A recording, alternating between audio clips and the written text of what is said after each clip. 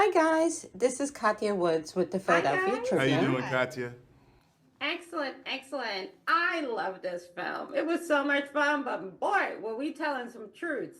Talk a little bit. Because, we don't, as Black people, we don't really talk about the Black church like we need to Right. sometimes, and you got in it. Come on. So, obviously, the ability to work with each other, but what first drew you to wanting to be a part of throwing this little grenade? What's up? Um, Look. throwing this little grenade.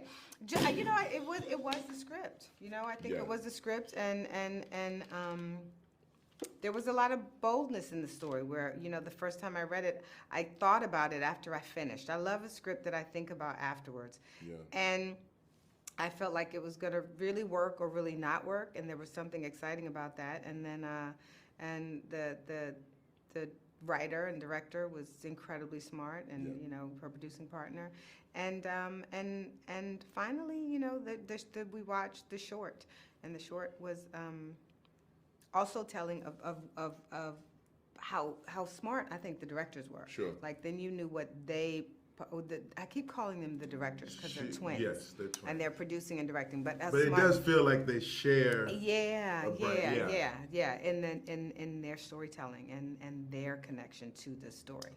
All of that ditto for my connection, and then I'll add in a little bit of Regina Lee Hall as well, and then you have like the cherry on top of a delicious sundae. So, yeah. Absolutely. Let's talk a little bit about the prosperity gospel because Lord knows there's been a lot of it in the news lately. Let's talk. People saying you need, if you cared about me, I would have this much and that and robberies Yeah. and all that fun stuff.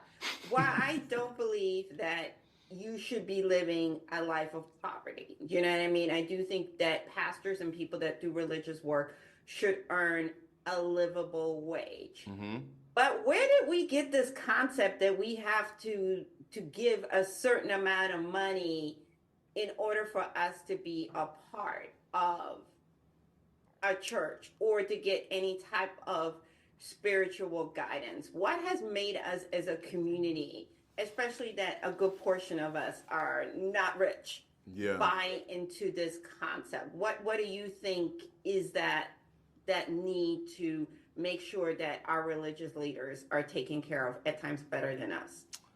There's like an interesting, I think, counterpoint to like the hustler and the preacher. In terms of our communities or whatnot, the most visible affluence that you've seen is normally like of the hustler. And then the counterpoint to that is the preacher, on the same sort of level as that. And I think a lot of men of the cloth in our community are as influenced by the hustler as the rest of the community is, to be perfectly honest with you. I think that portion in the Bible about tithing, the 10% is very real. Mm-hmm. And so people get very connected to that, but they add in addition to that,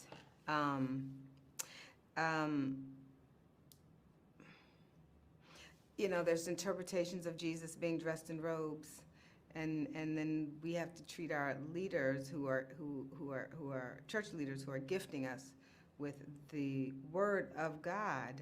I know there's bypass or plane funds that existed. This is pre-internet because you'd be like, pastor got to fly and spread the word, right? Because the goal was to spread Christianity as far. Now we got the internet. I don't know if the pastor still needs a plane. Yeah, right. Because he doesn't have travel as much. He can have the sermons online, but Just zoom it. he can zoom it. But I think also, as your churches grow, as you're taking that percentage, as you're getting more and more and more, the congregation is like, I know he must be connected to God because look how blessed he is. And when you come from having such lack and such love, then what's missing is the material possessions, right? So you're like, the pastor has a material possession, so he's in perfect alignment, and then we feel indebted to what the church gives our community. And the way we give it, I think, is financially. Yeah. I think you said that very well. Regina, let's talk a little bit about you being portraying a first lady. And I feel like that is such a tough role for women, especially if you're a woman that stands 10 toes down, and she is in a very difficult position because she loves her husband, but Yeah. she also knows who he is. Even though there's a conflicting thing, a little bit of her being in denial. And, I think particularly in the scene where she's like, he's talking to the young man and she's Yeah. like, seriously? Like, you really doing this as we're trying to. But at the same token, there's a part of you that's like, girl, like, you don't gotta stay. Like, it's a Yeah. hot mess. Like, Yeah. you can separate yourself from that. What was that like? Because I'm sure there's Regina, the woman that's like, nah. But then this woman loves her husband. She believes in the vows that she's taken, even though she knows that deep down inside, this is not a winning formula. Yeah. Regina, listen, that was a lot of work, not work, but research to be like, it's so unlike me. Even I was be like, how, because, I'm kind of, a lot more forward, aggressive in my behavior, and she's a bit more demure. But I think the biggest thing for Trinity is she does love her husband. Is that is in that scene you see when she says you can get back in that pulpit and I get back on that stage. She's not a victim either, right? She's complicit in the arrangement of this marriage. But I do think that she thought she was going to leave. I think that scene with her mother is pivotal. I think when her mother says to her, "Are you a Christian?" Are you a Christian? There is something in her definition of the covenant between, obviously, she and her husband, but God and the church in that covenant. And I think that's why in the end she's like, this is my church. Like, and this is my husband. I don't care what you think about it, but it's mine. Yeah. And I won't leave it. And she, they get. She believes her husband's anointed. She doesn't believe it. She knows her husband's anointed. She's been there from the beginning. Maybe when that church had 10 people or 20 people. She's watched him save souls. She's watched him turn around lives like old boy in the penitentiary. And maybe she believes that he's battling the sin of homosexuality as opposed to him being that. I believe that she tells herself a version of that. The bedroom scene we saw. Mm-hmm.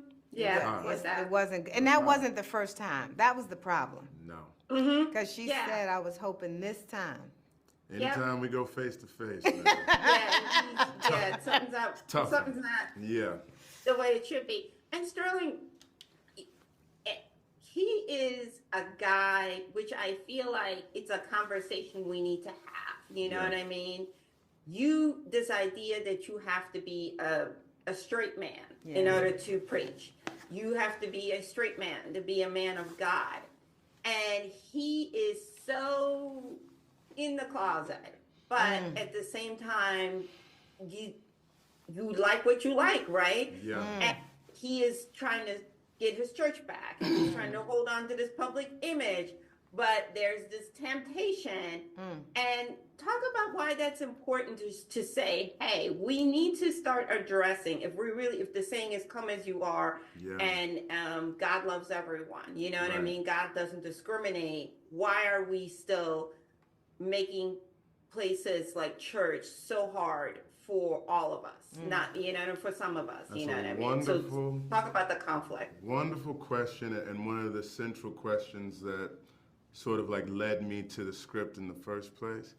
I feel, gosh, how do I even begin to broach that? Like, there is this idea, there's 10 commandments, what have you, thou shalt not, none of them say thou shalt not be, homosexual, what have you. You shouldn't commit adultery, you shouldn't covet thy neighbor's wife, et cetera, et cetera. And out of all of these sins that we talk about, whether it's infidelity, et cetera, the one that you hear the most in terms of like heightened sin, even though there's no, hierarchy of sin, you hear that homosexual agenda conversation in many a black church over and over again. I think there's something that threatens our own masculinity. and the paradigm of what's acceptable, people will make these extrapolations of like, well, if that's okay, then what, people gonna start being with animals next? And it's like, hold on now. Your inability to understand why one person loves another person doesn't mean, you don't have to understand in order to have compassion and recognize them as human, right? And I feel like we try to make what we don't understand bad, right? Because our understanding, I can't understand why some man would want to, it's not for you to understand. You know what I'm saying? God, Jesus told you what to do. Love your neighbor as yourself. Love the Lord your God with all your heart, mind, and soul. Everything else will take care of itself after that. And I think hopefully there's a place of grace as a community that we can come to where we recognize each other's humanity. I think that's it at the end of the day. Quit trying to other someone to make them bad. See them as different and appreciate them as different and still be a human being. That's 100%. Yeah. Let's lighten the mood a little bit. Okay. The scenes that were my favorite were like when she's shopping for the hat.